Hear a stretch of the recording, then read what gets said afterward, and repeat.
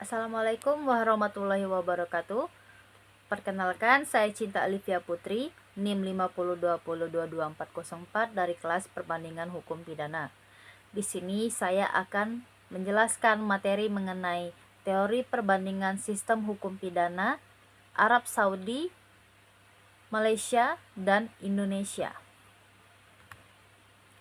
Di sini saya akan menjelaskan tujuan dari presentasi ini. Yang pertama, untuk memahami karakteristik sistem hukum pidana pada 3 negara. Yang kedua, menganalisis perbedaan dan persamaan sistem hukum.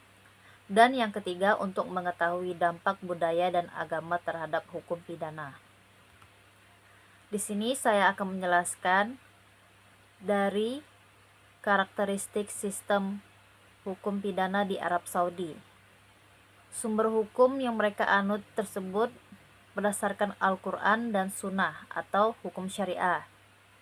Lalu sistem peradilan yang mereka gunakan, pengadilan syariah tanpa sistem juri, serta proses hukum tertutup dan tidak transparan.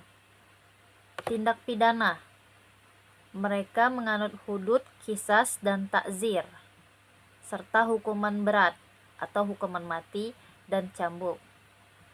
Proses hukum yang mereka gunakan juga berdasarkan penyelidikan oleh polisi, serta ruang terbatas untuk pembelaan hukum. Selanjutnya di sini saya akan menjelaskan sistem hukum pidana di negara Malaysia. Sumber hukum mereka berdasarkan kombinasi hukum umum atau common law dan hukum syariah. Sistem peradilan yang mereka gunakan yaitu 2 sistem, diantaranya sipil dan syariah.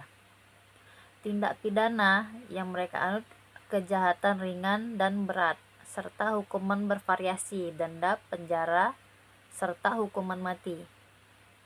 Proses hukum yang mereka gunakan yaitu proses hukum terbuka serta hak untuk banding dan perwakilan hukum.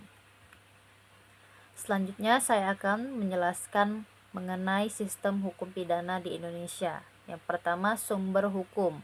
Sumber hukum dari negara Indonesia ini merupakan hukum positif atau kitab undang-undang hukum pidana dengan pengaruh hukum adat dan syariah.